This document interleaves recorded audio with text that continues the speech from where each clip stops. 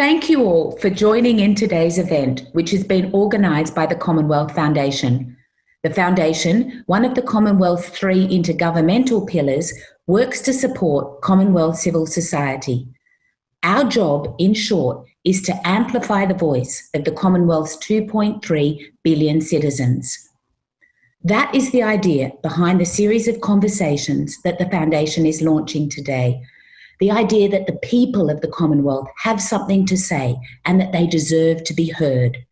We need much better ideas and more powerful, diverse voices to hold ourselves and our governments to account. We need those voices and ideas to lead the transformation of systems and attitudes that entrench inequality and that marginalise so many. Over the next months, through our Critical Conversation series, we will ask and together try to answer the big, important questions of our age. How do we harness the best of humanity, the forces of love, compassion, equality and justice to advance our common future and protect our planet? How do we acknowledge the past in ways that enable us to develop a common vision for the future? How do we work together to build or refashion our institutions so they support a world that truly leaves no one behind? The launch event for this series very deliberately goes to the heart of these questions. Today we're looking at the colonial legacy of the Commonwealth, what it means for our states and our institutions, and how our understanding of that legacy could inform a better future, one that is anchored in justice, equality, and non-discrimination. Looking back is not an indulgence. Rather, it's a necessary precondition for moving forward. We understand that a better future will remain outside our grasp until we can acknowledge the past, however messy and uncomfortable that may be. That a better future requires us to reflect on individual as well as collective responsibility, that it requires a willingness to learn, to unlearn, and to learn again. The topic of this launch conversation could fill many hours. Today is just a starting point. All who are participating, in whatever capacity, will be encouraged to become part of something bigger, to share their ideas, to push the Commonwealth and each other towards real, meaningful change. For our part, we commit to listening carefully, to learning, and to using whatever space we have to amplify your voice. Our thanks to everyone who is attending today or who may watch this video later. We thank especially those whose work this event is building on. We acknowledge that it's painful and exhausting to have to do this work, to keep fighting, to continue rallying against injustice. We thank everyone for their contributions, and especially for giving life to the idea that together we will succeed in building a Commonwealth of people, a Commonwealth for all. It's my pleasure now to hand over to our moderator.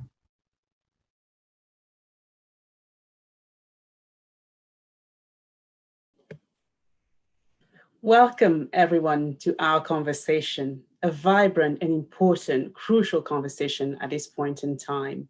I would like to thank our panelists and all of you joining us today. My name is Oliver Totali, Professor of History and Memory at the University of Bristol. I would like to tell you a bit more about myself because there's a link between myself, the city, and the Commonwealth. Well, I was hired earlier this year to look at the relationship between the University of Bristol and the slave trade and slavery. Well, as it happens, COVID happens. And then there was the murder of George Floyd, African-American man. And that set in motion a series of events that led into global demonstration. And throughout these demonstrations, several questions were posed by members of the public, activists, parents, children, and so on. And these questions are really related to our place in society, the legacies of the past, and what we're going to do for the future to protect all our children and members of our societies. Now, based in Bristol is quite interesting simply because this is a vibrant university, an active, very engaged university. And actually, students made my role in my post possible because they pushed for this to happen. It's also a university that is based in a city that has a long history of activism. And what happened in Bristol, as you might have followed, was the toppling of the statue of Edward Colston. Edward Colston was a member of the Royal African Company, but also a trader, a slave trader, and who was very well known by the city. So the city has been grappling with that past for many, many years, decades even. And then suddenly the statue was toppled, and it was toppled by groups of young men and women, and from all walks of life, and really a representation of multicultural Britain. And that set in motion another question about the role of statues in our urban landscape. But more profoundly, it was about the legacies of the past. What do we make of that past? How do we question it, challenge it, celebrate it even for some people? So what we're going to do today is try and answer these questions, simply because the Commonwealth Foundation has provided us with the opportunity, the amazing opportunity to tackle these questions at a global level. About 6,000 of you registered for this event. It means that it matters to many people. So we have wonderful panelists today who are going to answer your questions. This is how we're going to do this. We will have 3 sets of questions, and each panelist will have 3 minutes to answer these questions. And then the conversation will last for 20 minutes, 3 sets of 20 minutes. And after those sets of 20 minutes, we'll have another 20 minutes for your questions. So please do send us your questions, send your questions through. So just to start then, let's start with the very first questions of our set. And it's quite an interesting one because it goes to the matter of the topic. And here it is. What are your reflections on this moment in time? What is this moment, the current dialogue on racial justice, or how we memorialize colonial history mean to you? So we're going to start with Phil. Thank you very much. And firstly, thank you to Anne Gallagher, the Commonwealth Foundation, for inviting me here with amazing panelists. And of course, it's a pleasure to meet you, Olivette. So I think your question about what does this mean to us? So we need to acknowledge the language that we use to recognize the honest situation about colonial history, and to be exact and honest about it. I think what I see through my role with Kaleidoscope Trust is that dishonesty about Britain's colonial legacy allows for a certain lack of accountability, and it's important for us to recognize it and also name it. And in naming it, that means that we can also rectify it. And in naming that part is going to be hard. It's certainly going to be hard in doing so. And it means that we'll have to also name power, privilege. It means that we'll have to point at institutions and systems that may no longer serve the greater potential for the Commonwealth. We're not here to necessarily memorialize the colonial history. What we are here to do is to try and get people to recognize its implications. The team that I work with at Kaleidoscope Trust work extremely hard all year round with TCEN, the Commonwealth Equality Network, activists, grassroots organisations, civil society organisations on urgent issues that need redressing, and it's about redressing them now, which doesn't allow for us to romance the idea of an imagined Britain or Commonwealth. And for those of us working in the Commonwealth, we certainly know firsthand, and I speak about this in the terms of 35 of 54 Commonwealth countries, LGBT siblings aren't memorializing colonial history. They are fighting for racial and gender justice. 35 of the 54 still criminalize people who look like me, who love like me. And I say that as a Black African out lesbian. And 35 of the 54 of our communities are facing setbacks to human rights because COVID-19 required governments, and rightfully so, and funding bodies to kind of recalibrate their funding priorities. You know, we understand from listening, seeing and acting accordingly that there's much harm to be undone. And right now it's about how we're moving forward together. And this moment reveals some of the gaps in our collective understanding about how we came to this present day. And what looks like spontaneous responses to injustice are actually just the most recent and the most loudest.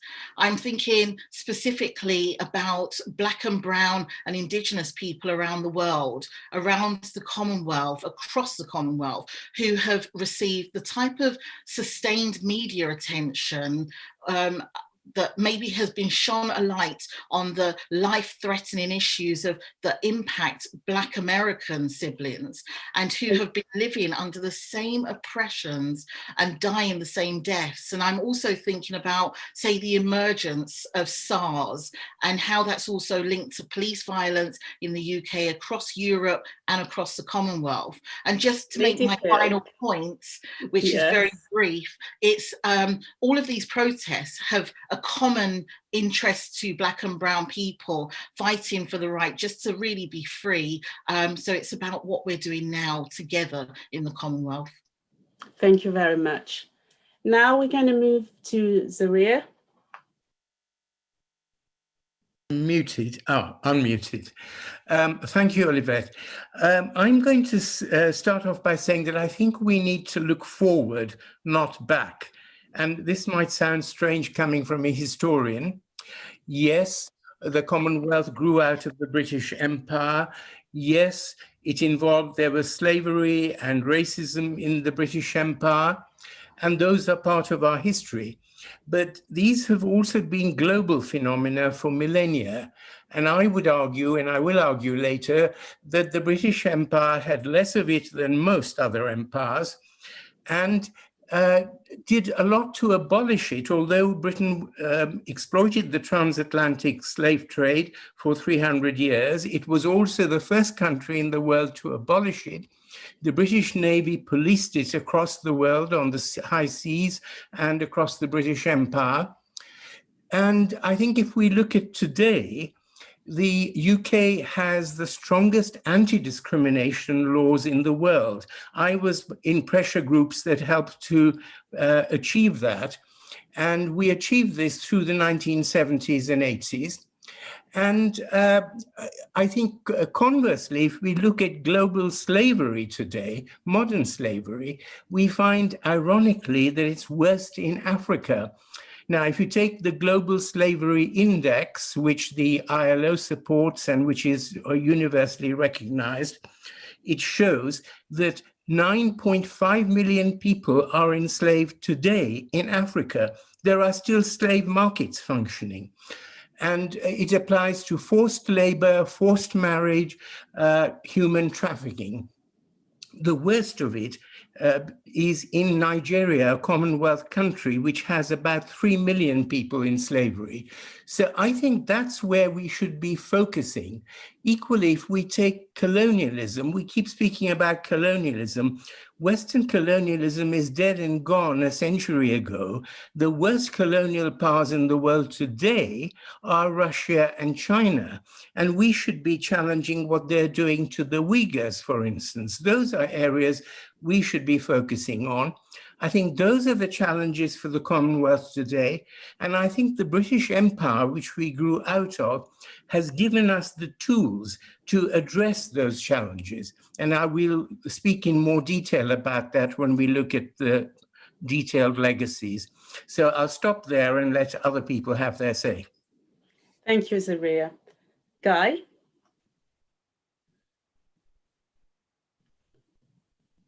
You need to be unmute. You need to unmute. Yes. Thank you, Madam Chair, fellow panelists, to those tuning in. Good morning. Good morning. I want to speak to the matters of race, which are implicit in the Commonwealth Charter and germane to the Commonwealth's diversity. And I want to speak to the fact that while principal violations generally occurred among the developing members, just before the 2018 Commonwealth Heads of Government meeting, the Commonwealth Caribbean had to call out the United Kingdom on racial injustices related to the Windrush scandal. Recently, from across the pond, I observed fellow Brits join the worldwide Black Lives Matter protests, demanding an end to systemic and institutional racism, and the spontaneous dismantling of the statue of the known slaver Edward Colston in Bristol, which was just referenced, was symbolic and possibly cathartic, especially for Black Caribbean protesters. And we have to dwell on and see how the present connects to the past, because the Windrush scandal and the Black Lives Matter movement altered perceptions of Britain as a colonial mother country, and still as it treats these matters in the present. And the Windrush scandal was caused by Theresa May, her ill-conceived and the government's xenophobic immigration policy, which violated the rights of many West Indians who migrated to the UK in the post-war era. After being here for a lifetime, they were denied their rights, some were detained, some were deported. And that scandal was rooted in institutional racism, which was given prominence in 1999 in the Macpherson Report. And I say that because those West Indians who landed in Britain were going through an act of internal migration, no different from the movement of the English, the Scots, the Welsh, the Northern Irish, but they were denied their rights as citizens of the United Kingdoms and colonies, excuse me. And regrettably, that institutional racism persists in the UK, as the Home Office has insisted and demanded that Windrush victims prove their compensation case for pain and suffering beyond reasonable doubt, which is a legal standard normally reserved for criminal matters. And in the Windrush scandal, Britain, credited for writing the rules of justice, tolerance, and fair play, violated them all. And I want to make this point, which I made in The Guardian, that while apolitical, the Queen has guided British sentiment during crisis. And she did this recently during the 2014 Scottish referendum by urging voters in Scotland to think very carefully about their future. And I would have hoped that she would have acted similarly in her role as the head of the Commonwealth when the Windrush scandal erupted on the eve of the Commonwealth Summit, to encourage the British government to reinforce its commitment to multiculturalism and the rights of all its citizens. That would have been welcomed and justified. But the deafening silence there, along with the Commonwealth Secretariat during the Windrush scandal, was a disappointment. Guy, I need to stop you there. We will come back to these points, most definitely, but thank you very much. I need to give an opportunity for others to talk as well. George. George? Can you unmute, please? Can you hear me now? Yes. Well, I'd like to thank you very much for inviting me, and also the Commonwealth Foundation for putting this event together. It is very important for us in Africa. And I must register that I have a very cynical view of this whole topic.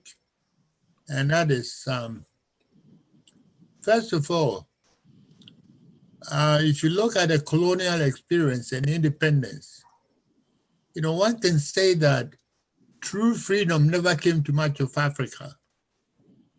As a matter of fact, colonialism never really left Africa. All that we did at independence was to trade one set of masters, white colonialists, for a different set of masters, another set of masters, Black neo-colonialists, and the exploitation and oppression of the Black African people, or the African people, continued unabated. You ask yourself, did colonialism introduce democracy to Africa? The answer is no. Well, what about those incoming Black African leaders? Did they introduce democracy into Africa? The answer is no. Back in 1990, when we were fighting for freedom, for a struggle for independence, democracy was one of the rallying cries that the African leaders, called for. But as soon as they became presidents of their various countries, they put in place one-party socialist states. They banned opposition political parties throughout their countries. There was only one sole legal party, and that sole legal party was always the president who had championed, was the leader of that particular sole party, and was the sole candidate in elections, and always won 99.999% of the vote to declare himself president for life. Opposition parties were banished in many African countries. Freedom of expression was a thing of the past. It wasn't even allowed. So how do you perform democracy when you can't speak your mind? In 1990, only 4 African countries were democratic: the Gambia, Botswana, Mauritius, and Senegal. I mean, 60 years after independence, only 17 of the 54 African countries are democratic. Even I am more charitable. The Economist magazine tabulated the real democracies in Africa and said that only one country in Africa, Mauritius, was a real democracy. The rest of them were flawed democracy. George, So I'm going to have to, sorry, I'm going to have to stop you there so that we can listen to the other colleagues. But again, we still have 40 minutes to go. Thank you very much. So, Harshan. Thank you very much, Olivette, and thank you to the Commonwealth Foundation for inviting me to this fascinating event. I just wanted to, I suppose, my reflections on this moment of time is that of someone who teaches colonial history and decolonization in Scotland at the University of Edinburgh. And it's fascinating to see how many people, as Olivette was mentioning in her opening remarks, have been involved, such as the around the statue, or the removal of the statue of Colston in Bristol. And I was, on one hand, very excited to see people very much involved in the process, but I also, perhaps it's the historian in me, also wanted to, would like not only our youth, but the citizens around, not just in Britain, but across the post-colonial world, to learn more of colonial history and lessons from things as horrendous as slavery. And because why I bring that up is that it's my impression as studying and researching and now teaching decolonization and history of empire, especially the British Empire, that actually the lack of knowledge that not only some of us have, but especially of comparable experiences from those of our neighbors and friends. And as one sad reflection of that, at the moment there is, for example, discussion at the University of London to close down the Institute of Commonwealth Studies in London, which would be a great disservice, especially at this time where we're thinking of Black Lives Matter, of Black British history, and the long issues of decolonization and how we treat our fellow humans. And so I think there is a lot of rhetoric around, there's a lot of passion around, which is something to be admired, but there also needs to be some careful study and understanding of the broad issues of colonialism. And also, there is the glaring temptation to place all of the problems of our states and of ourselves at the doorstep of London, but we must also look, as some of the other panelists have said as well, to look at our own societies, ourselves, our own leaders and so on, who may not be the same color or background as those who formerly perpetuated colonialism as is traditionally understood. I'll leave it there. Thank you. Thank you very much. So a multitude of views, opposing, challenging, but all equally valid. Thank you ever so much. Let's look at the second question, perhaps, to try and make further sense of these points. So let me just try and find my notes. Yeah. So how does the history of the Commonwealth help us understand what is happening now, and perhaps also help us understand what needs to change? So let's start with, well, Phil. Okay, thank you. So look, there are a few ways that we can look at it. And I think that, we can look at police states and surveillance and how borders are militarized. We can look at Black and brown bodies and how they're seen as disposable or as other or not worthy of protection. And we can look at the colonial legacy, which has positioned the UK at the forefront and the foremost authority on human rights, when Black people living in Britain would say otherwise. And we can look at the way whitewashing of history, at the erasure of Afro-diasporic peoples resisting domination. And we can look at the leftovers of colonialism. And that's just really the tip of the iceberg when we're looking at colonization. So when the pandemic hit, and I hope I'm not talking too fast, it's just there's a point that I really want to get in. But when the pandemic hit and lockdown began, Kaleidoscope Trust delivered a survey to its contacts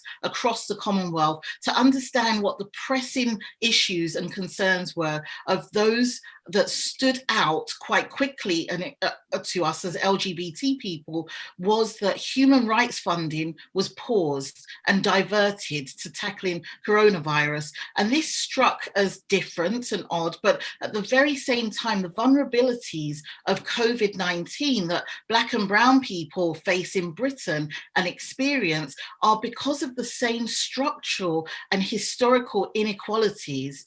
And how would diverting or pausing funding from LGBT plus rights, human rights work in the Commonwealth actually tackle the rise of COVID-19, the very same communities that are impacted? And I really want to say it's quite revealing that the gap of our understanding and how our history should be forming our present, those of us that are working in this space and almost compelled to do this, installed of the diversion of funds, makes it quite difficult. And my very last point, Oliver, is this brings to mind further proof that we must undertake the work in understanding and deploying intersectionality in all we do across our organizations and our funding decisions, and in how we look to expand support across the Commonwealth. And crucially, to understand intersectionality helps us recognize and redress the gaps in history, and of the present, and it continues to leave the most marginalized and vulnerable, not only behind, but prone to violence and death. This is the work that Kaleidoscope Trust have been doing and working really hard to ensure that it takes an intersectional understanding and an intersectional approach to ensure that what we use, what resources we have, is done in the most effective and positive and meaningful way. So I'll leave that there. Thank you very much. Zaria. You need to unmute. Zaria, you need to unmute. Thank you. Am I unmuted now? Yes, thank you.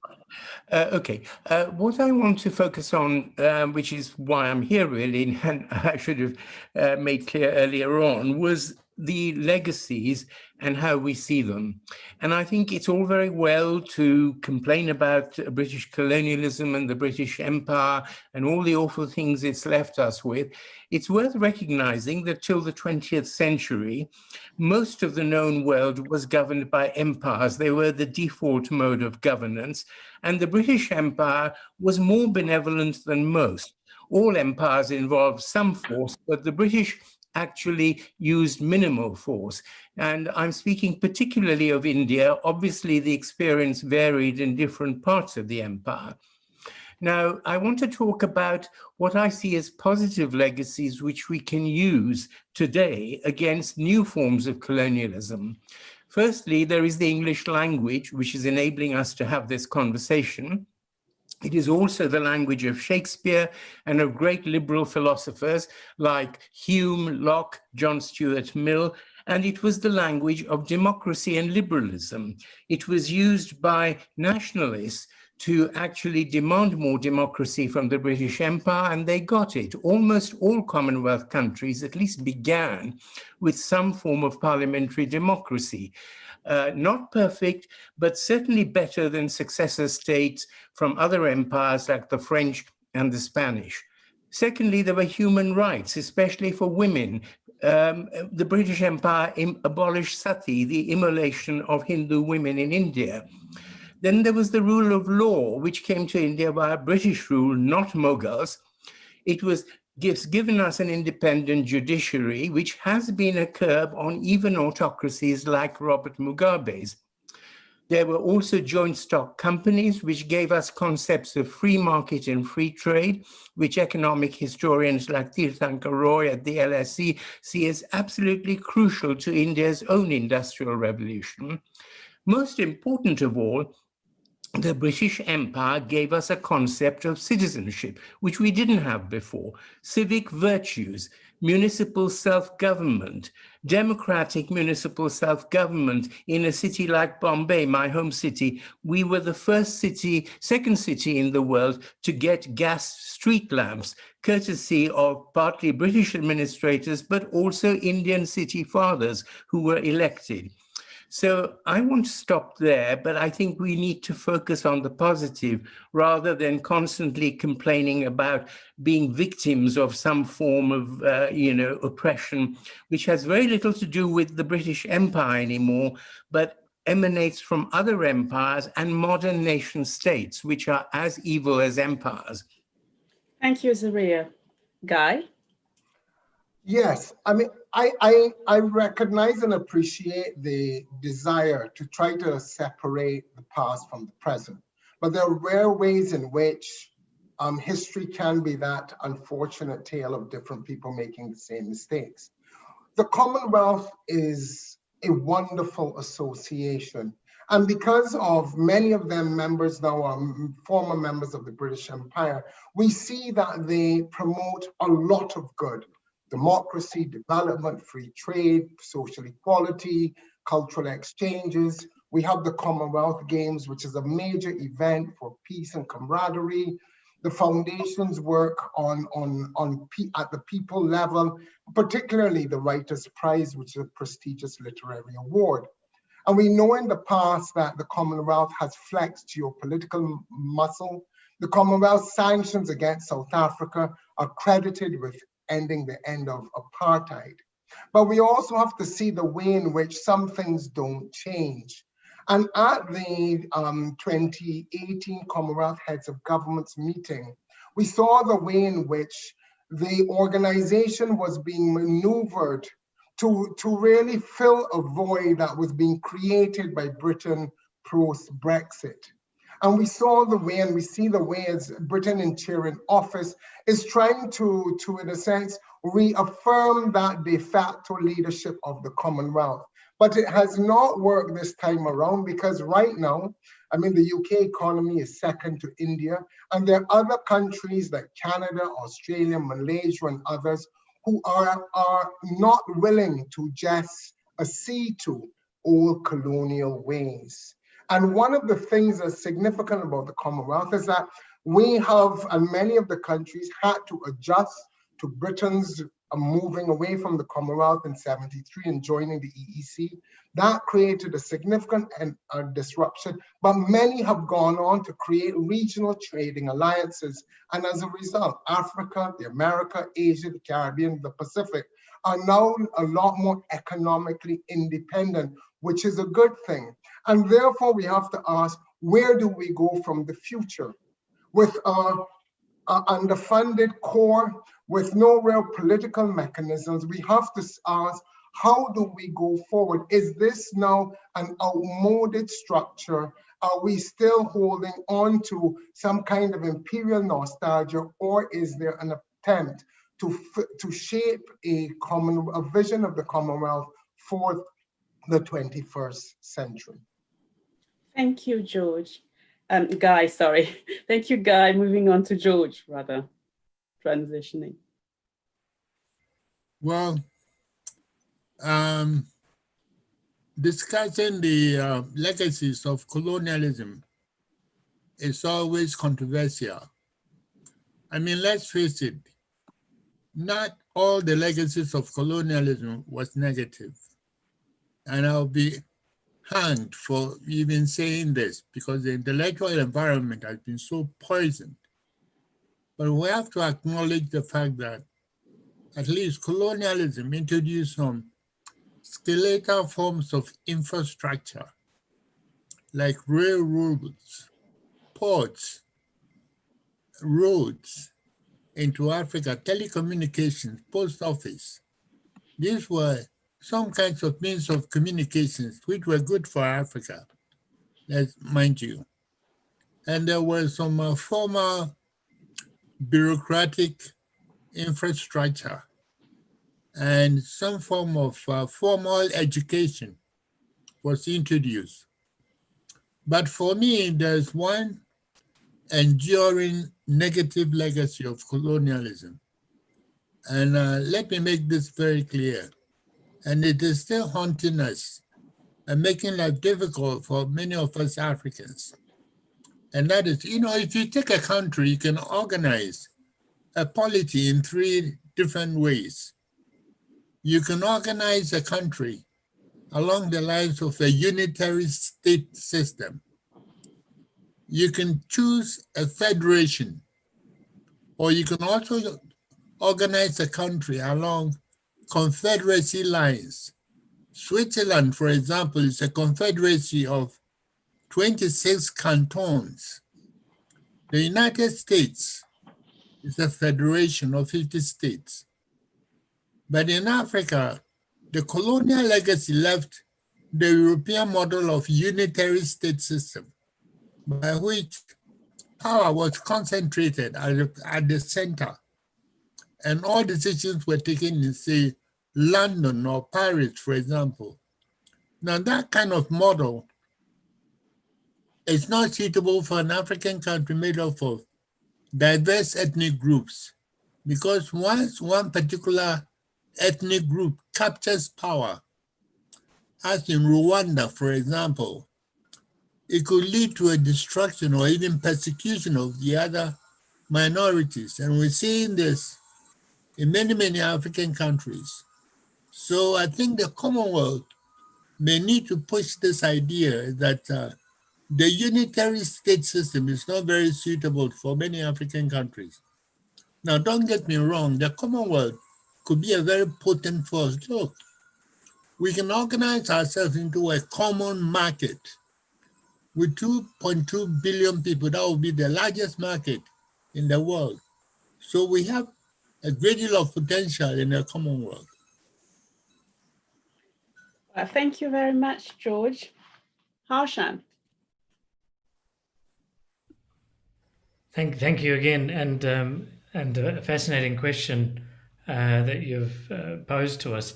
I think the history of the Commonwealth is particularly fascinating, and I think it's also interesting if we differentiate from the history of the British Empire and that of the Empire. They're obviously very much linked, but they are immensely distinct histories, and it's one of the most unique organizations in world history. Its obituary has been written probably since it was first effectively founded in 1949, and yet it remains for all its flaws. And I think what I find interesting about it, looking at it as an historian, when we think of the very real impact of colonialism, and often a very negative impact, that it had nonetheless a voluntary group of independent states voluntarily decided to join this experiment that is the Commonwealth. And we don't actually, I mean, we don't see an organization really like it in any of the other, or for at least for that range of time, in the other former Western colonial empires. And what's the history of it, I think, in regard to that question, is that it allows a country as small as Tuvalu to make some link with a country as giant as India. And because there are common experiences as well as distinct ones in those states. So it allows some level of commonality of experience, as well as an ability to also appreciate your own distinct culture and political future. And the British Empire, being the largest the world has ever known, also had a great deal, as I was mentioning about Tuvalu and India, a great deal of variety, every type of race, every type of ethnicity. We talked about English, but also a huge family of languages within it as well. And other people have mentioned some of the other factors there. And once again, it allows perhaps to see that in some parts there was a high level of autonomy, democracy as we may understand it, liberty, and other parts autocracy and a harsh regime of colonialism. So I think we have to recognize the variety of experiences that are there, but also see the opportunities, perhaps, if not for necessarily the organization, but for the countries and cultures that form and citizens that make up the Commonwealth to understand from each other. Thank you. Thank you very much.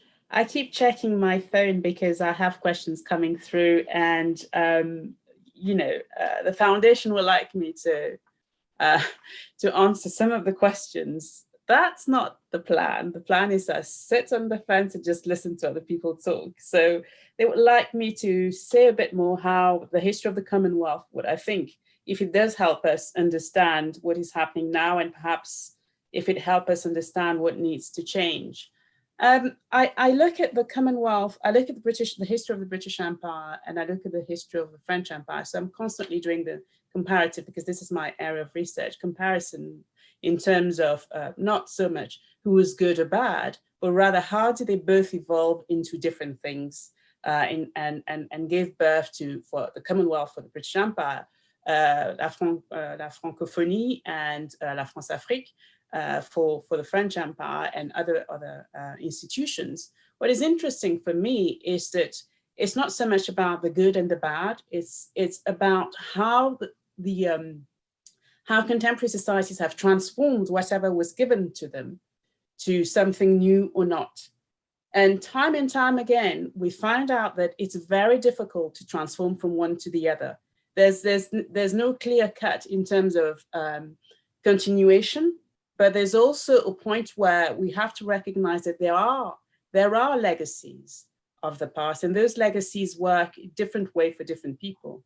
What do I mean by that? What is a positive legacy for some people actually is the continuation of oppression for others, because power is not distributed and has not been distributed across the country, the Commonwealth, equally, and within Commonwealth countries equally as well. So for me, it's interesting to look at the systemic uses of power and how within those power relationship, you have pockets of resistance within. And for me, that's the most important thing, because even when there's a legacy hasn't provided some populations within the same country with the same good opportunities, there are always people who would fight for their own rights. And that is for me the most important and the most hopeful thing ever. So that would be, I would stop there because that's not my talk to have. I would rather listen to the other panelists. So we have our third question. What should the future look like? And how can the Commonwealth help shape that future, facilitate decolonization? Question mark. Phil. Right, thank you. And I say this, and when I talk, I speak about not wanting to make anyone feel guilty, because I think guilt serves no purpose and is rather self-indulgent. But from a lived experience, I'm not an academic, but I really have learnt a lot, and I'm unlearning as I continue to go on. But something strikes me when Patrice Cullors, one of the founding members of Black Lives Matter, said in 2016, "We've forgotten how to imagine Black life.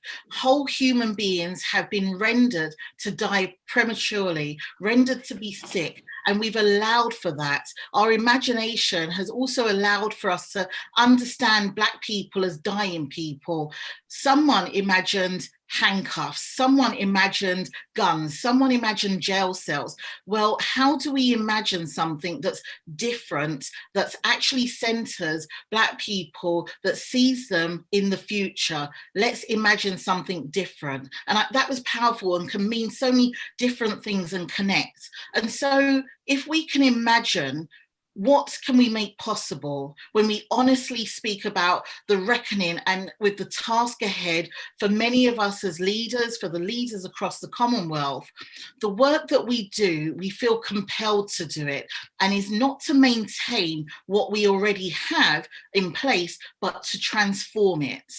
We absolutely are connected by a shared history and a collective past, but what we haven't yet figured out is how we're going to imagine together and make a real future that far exceeds anything that we've imagined before. We're building upon the work, the dreams, the imaginations of all of those that have come before us and the task ahead of us, which is a mighty task for leaders in the Commonwealth, and to forge a future that really doesn't hold the past as a template.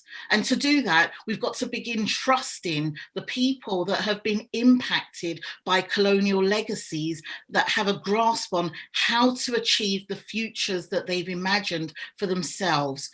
And I end on these points, Olivette, before you come in, I end on these points that, we have to trust Black women, Black trans women. We have to trust who are leading the movements. And sometimes we have to check against what has been inherited and what has been stolen from others, and ask ourselves those hard questions about everything that's helped to move us forward for a future we deserve.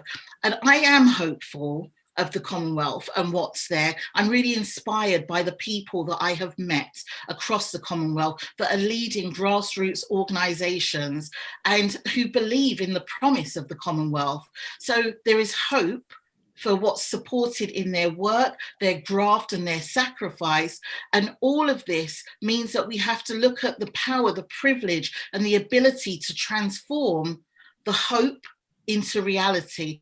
And that's a question, Olivette, that I would say we have to ask ourselves today and every other day after that, what part are we going to play? Because I'm certainly ready, and I'm certainly ready to learn from historians and academics, but also let's listen to those who are impacted by those structures and the structural power that exist that make it difficult for people to move past and navigate these colonial legacies which have impacted on them.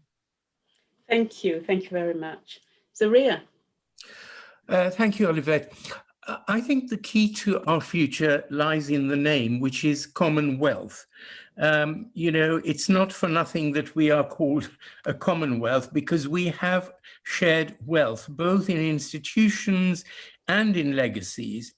And I would like to see a two-pronged approach. I'd like to see the so-called decolonization campaigns focusing on today's main colonial powers, Russia and China, not raking over 200 years old colonialism in Western Europe. It's flogging a dead horse. Secondly, I would like to see us promoting citizenship.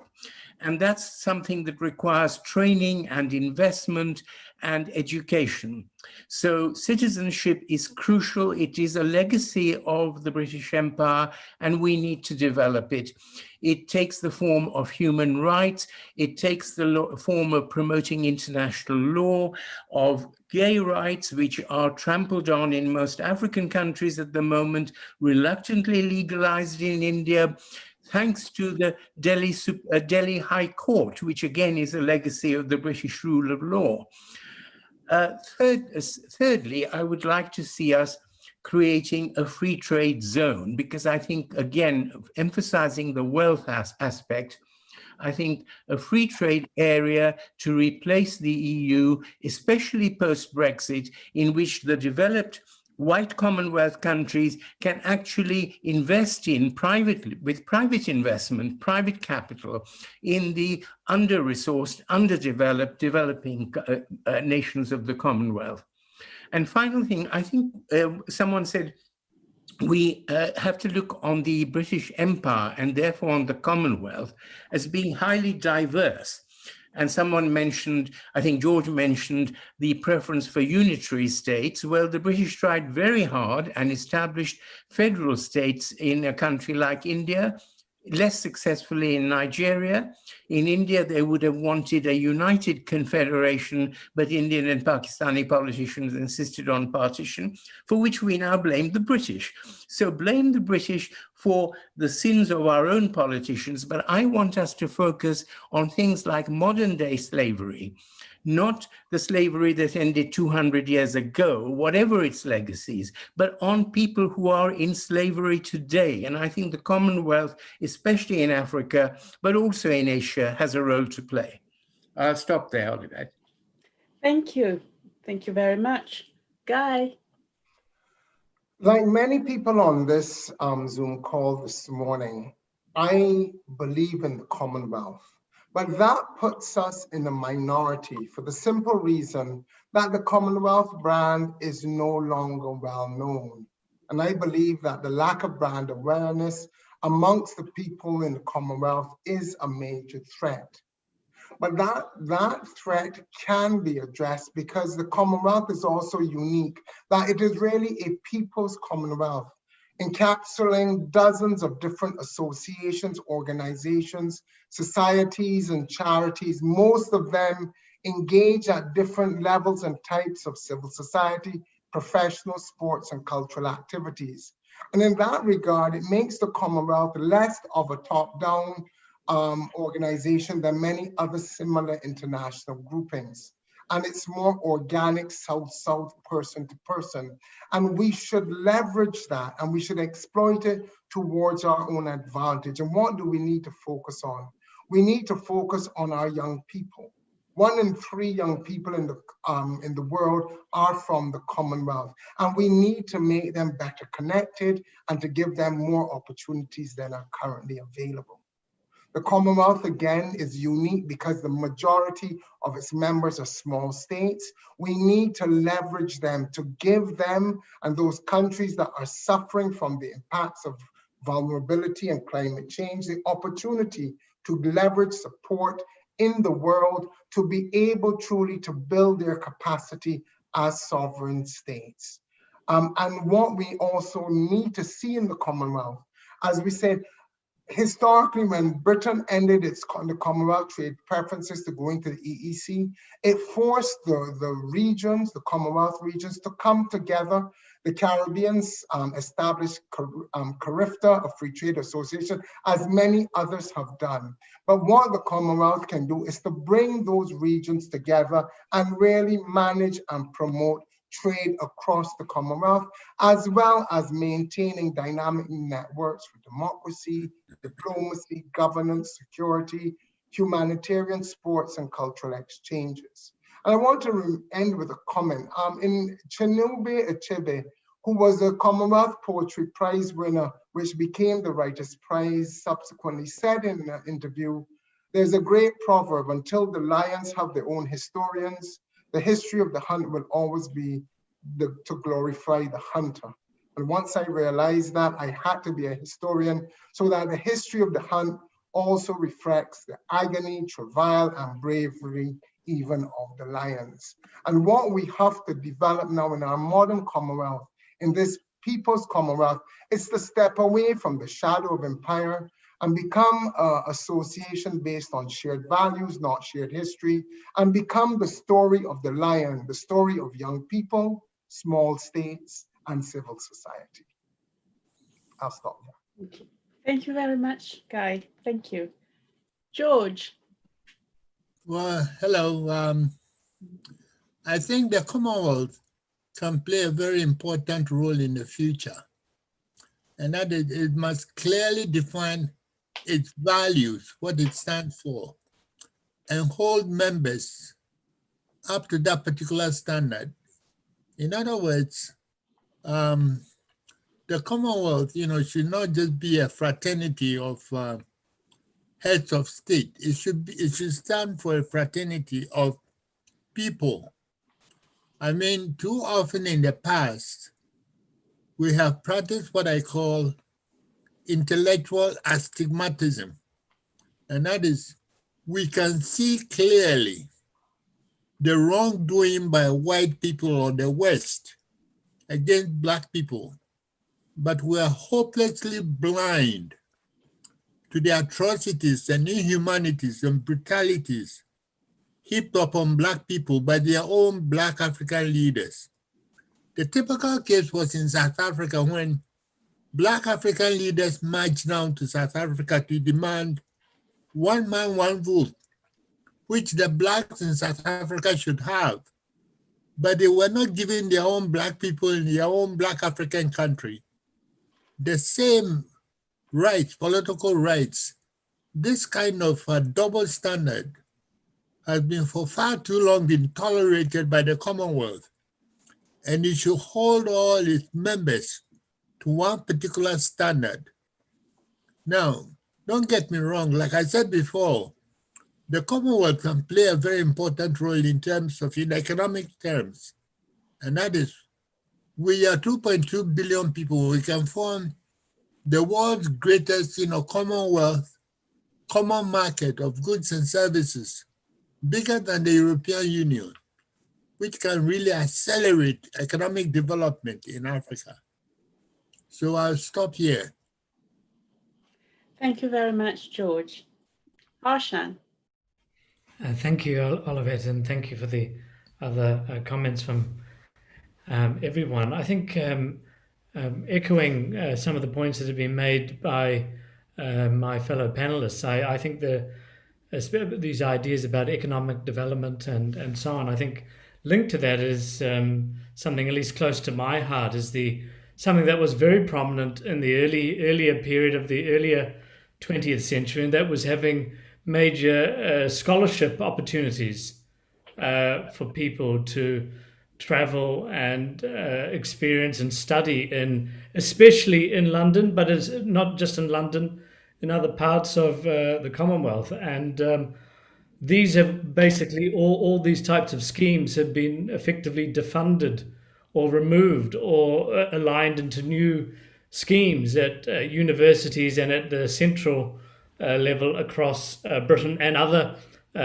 developed Commonwealth countries. So I think it would be, looking at the future, it would be lovely to have something like, say, the American Fulbright scheme, that something for the Commonwealth to have something like that. And I think, as I've been saying before and others have as well, it's the Commonwealth, for all its faults, which we could spend a long time listing, nonetheless offers a very good opportunity for one of the best organizations, in my view, to understand our fellow citizen, wherever they are across the world, due to its span and variety and diversity.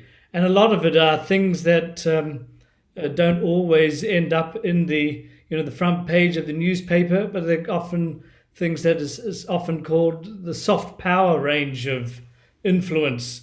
Things like technical assistance, cultural exchanges, as well as we mentioned language and other things.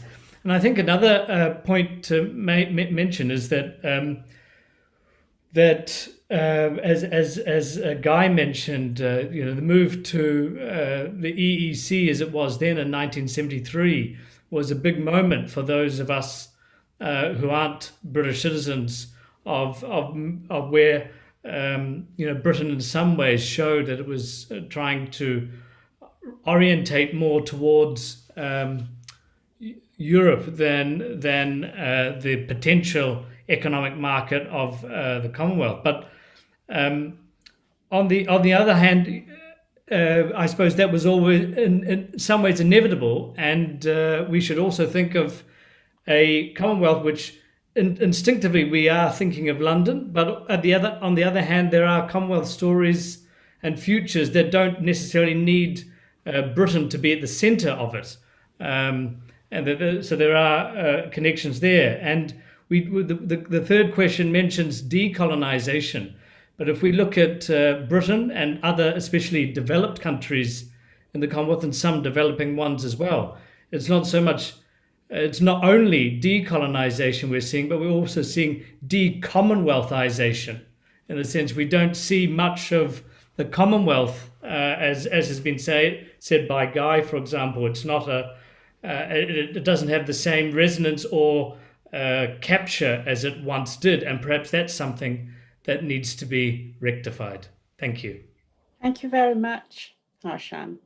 So we are going to move to questions, but I really want to thank you for these in-depth answers. And you will have a chance to talk again about these points because the questions are coming further. So I'm going to read some of them. So I think, Guy, how can Commonwealth governments and Commonwealth institutions better address the inequalities that have become so apparent as a result of the pandemic? One of the wonderful things about the Commonwealth is its convening power, about bringing people together. We saw one of the big impacts of COVID. The heads of government meeting was not able to be held. But the Commonwealth the heads did have a meeting and convened a meeting to talk about COVID-19 and to see how they could continue to work and lend assistance towards one another. But one of I think the wonderful opportunities that was created by COVID, and we know that there are many, many downsides, the person loss and the economic loss, is what is happening here. The use of technologies to bring people together. We always felt hither to COVID that to facilitate discussion, you had to have and get on an aircraft. Now we are seeing how we are connecting around the Commonwealth much more effectively. And like what is being done in this series, we need to find increased opportunities to just start to make those connections amongst people and amongst governments in the Commonwealth. Because right now, the Commonwealth has fallen off of our regional and international agenda, and we have to find ways of getting it back there. And dialogue, communications is critical in that goal. Thank you very much. This question is for Phil. Could LGBT...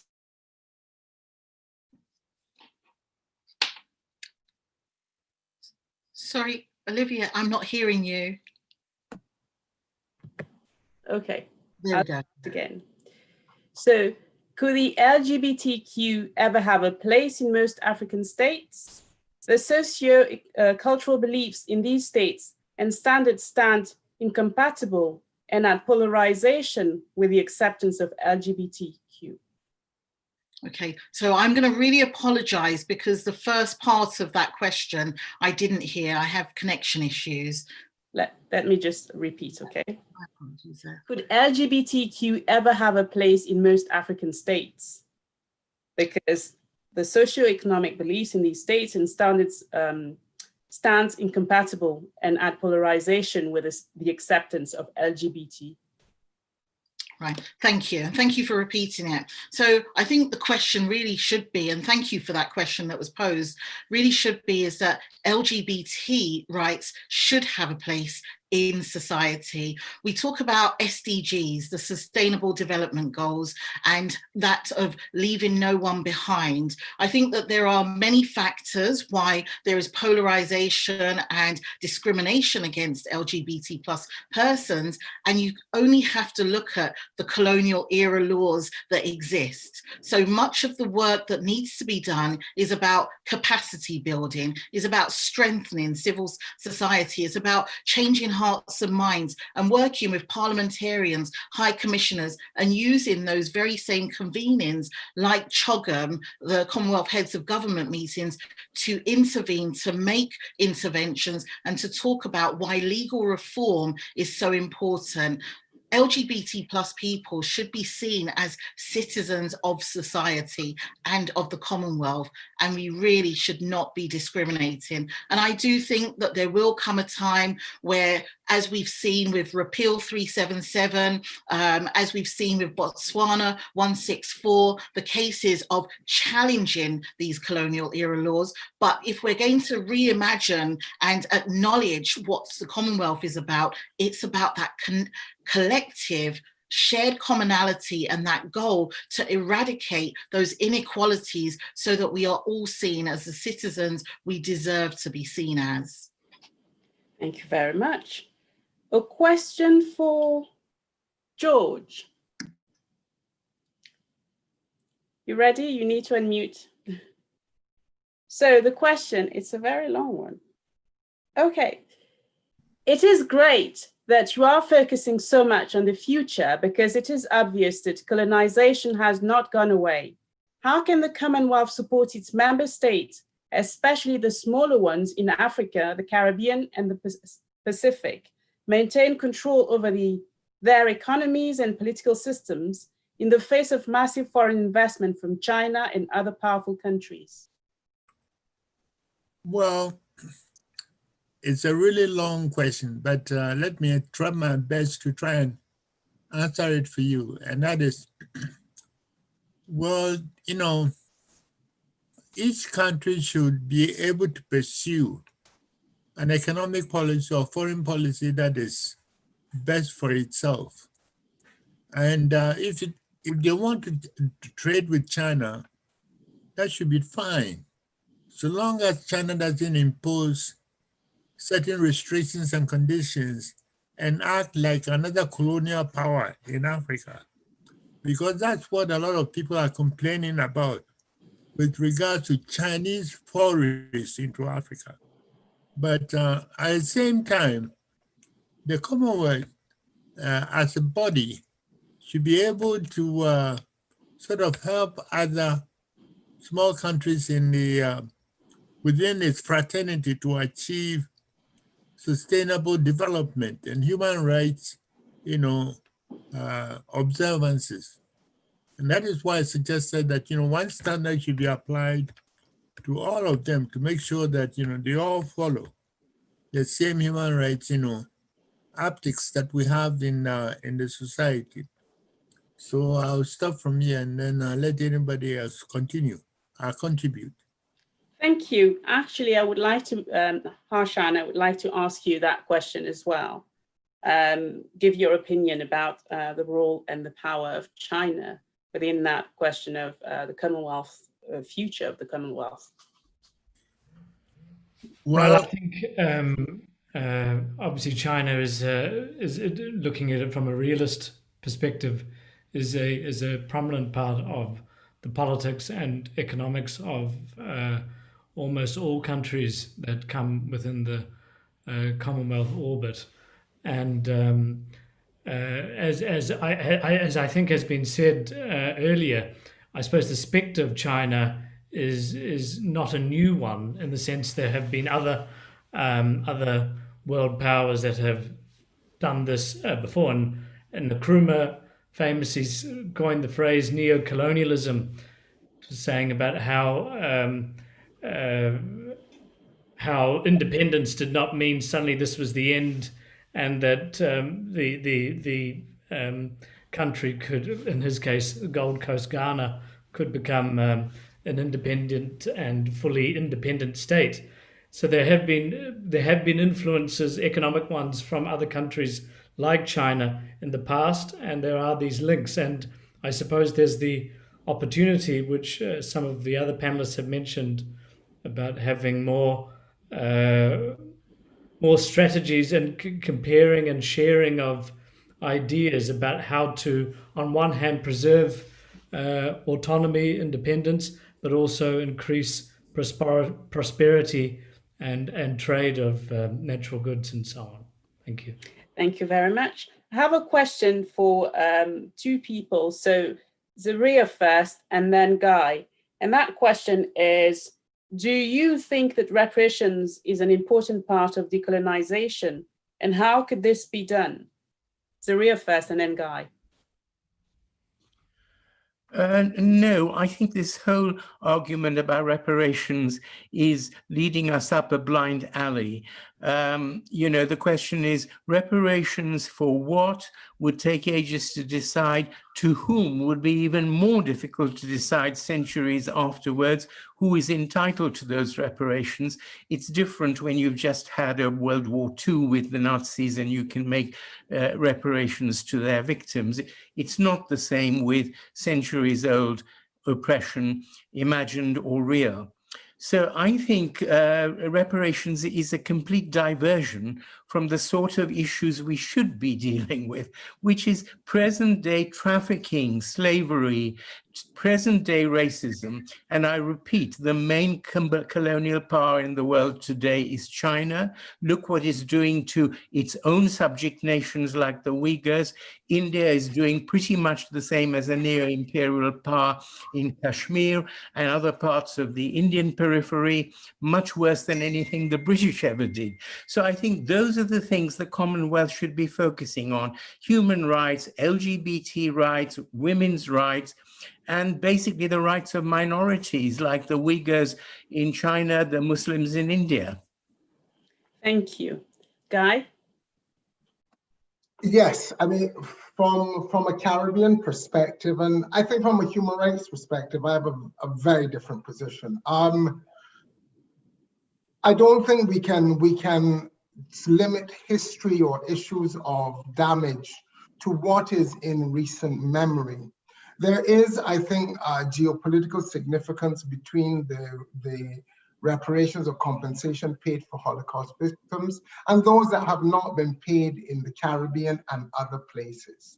The victims of slavery are still, their descendants, still very much living in the Caribbean.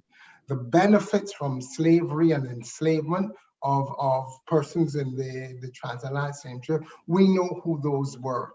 And this is why the Caribbean is making the call for former colonial powers to look seriously at this, both as a moral and an economic right.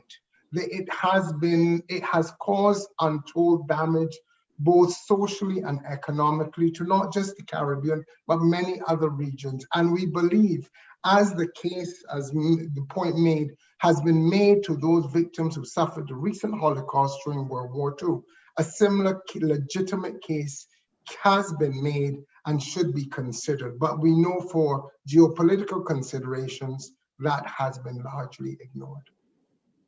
Thank you. We have another question, which I'm going to put to Harshan, and yeah. But I think everybody can answer that one, but let's start with Harshan. How can we best restore and enhance the Commonwealth brand beyond trade, which will take us up, How can we restore and enhance the Commonwealth brand beyond trade? Harshan first, and then we'll move on to George. We'll see after that. Okay, thanks, Olivet, and thanks for the question. Well, I think the trade idea is not a new one. As a slight context of this, that it was rather like Brexit in some ways, has split members of all political parties the free trade idea in the late 19th century, early 20th, also split within the empire. That was the idea at that time, also split. So this in some ways is, like a high politics type thing, whereas I suppose the Commonwealth brand needs to have, I suppose, more youthful and relevant emissaries around its different nodes, and it needs to be not moored to a London-centric view. Is my would be my thinking, and as we have discussed, there are now arguably more important nodes where the Commonwealth is, such as maybe if it could be Delhi, could be Pretoria, it could be Ottawa, it could be Kuala Lumpur. These in some ways neglected sometimes in the Commonwealth story. So I think there needs to be more bringing of more people to those places for exchanges like we're having now, to make a bigger impact and make a bigger footprint among the more diverse parts of that populate the Commonwealth. Thank you. So I'm going to put the same question forward to George and then to Phil. George? Yes. I think I'll be a little undiplomatic in the sense that I believe that, for the way forward, the Commonwealth needs to have a bit more muscular stand against those countries that violate human rights, and be ready to sort of impose sanctions on those that, or leaders that violate basic human rights. Now, don't get me wrong, it did this in 1995 against Sani Abacha of Nigeria, when he hanged human rights activists like Ken Saro-Wiwa. And it also, suspended Zimbabwe from the Commonwealth in 2003. Although Mugabe responded by withdrawing from the Commonwealth. But the Commonwealth needs to stand up, with a stiff back, and then let everybody know that it wouldn't stand for certain violations of human rights. The Commonwealth should be about the people, not about the leaders who have been violating human rights left and right across the continent. That's what I would like to see the Commonwealth do in the future. Okay.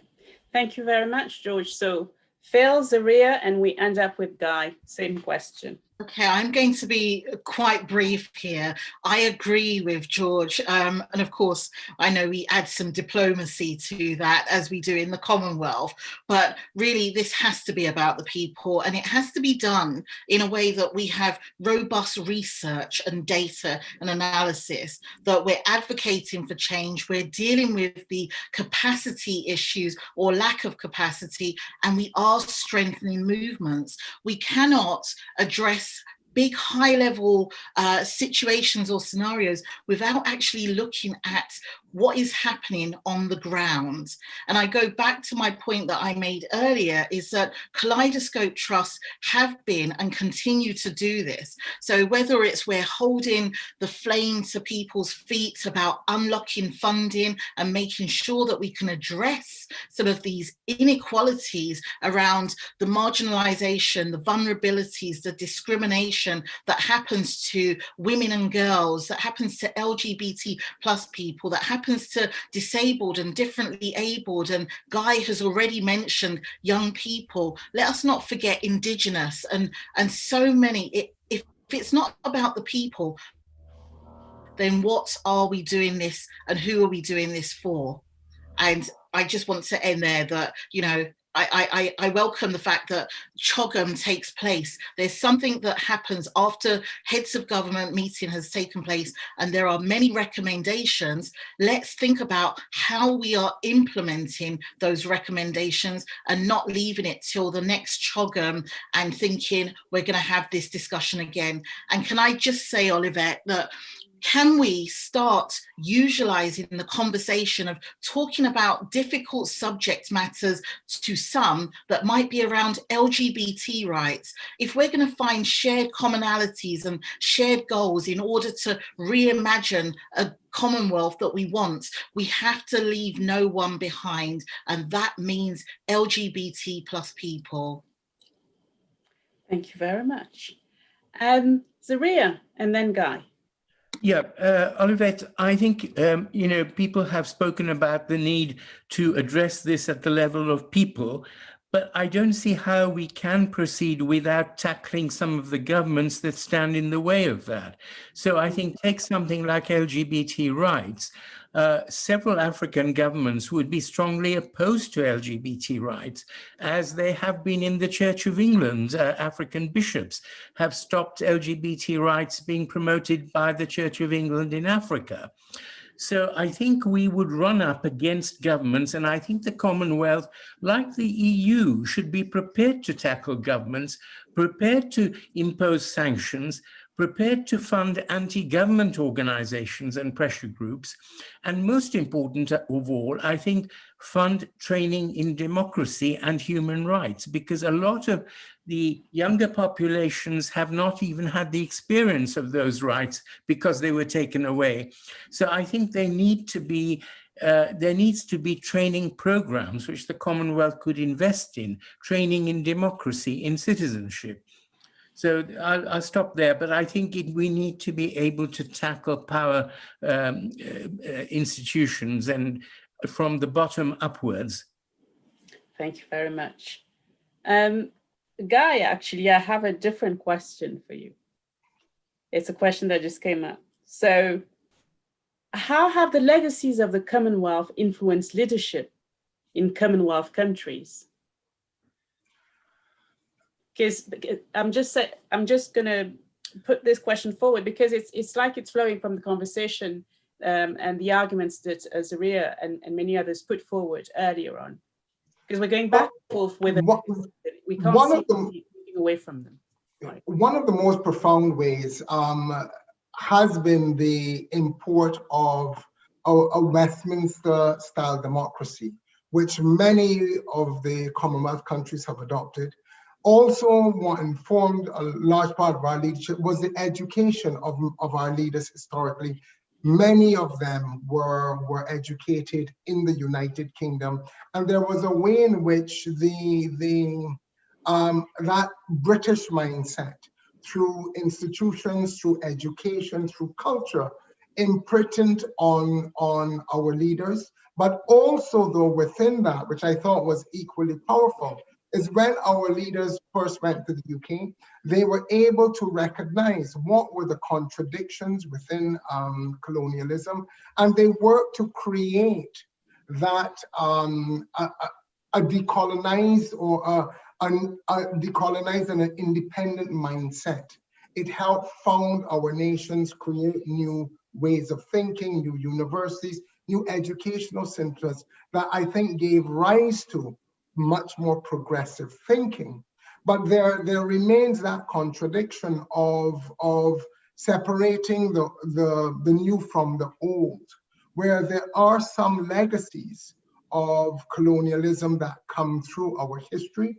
But I would say, generally speaking, our leaders have been able to adopt a much more progressive and independent perspective. However, as I think other panelists have said before, there have been, because of local and institutional weaknesses, abuses of some of these fundamental Commonwealth principles. And we need to have the Commonwealth network to try to keep all or as many of our countries on track, adhering to what we commit to or committed to under the Commonwealth Charter. Thank you very much. A lot to think about, a lot to reflect on, and a difficult task to bring in the closing remarks because of the questions as well that prompt us to think about various avenues as well. Well, first of all, I want to thank you again for these vibrant conversation. My brain's just boiling because I'm trying to make sense of several things at the same time. I would say that the common points, well, let's start with the divergence then. The divergent points are about the legacies. We do not, the panelists at least, do not agree all on the legacies and the kind of ramification that the legacies and the impact these legacies have on each and everyone. There are legacies indeed. This is already a common point, because some people disagree on the legacies of the past, as if the past or the present was just born out of nowhere. You have much more common ground than expected, actually. You all agree then that the Commonwealth is a force for good.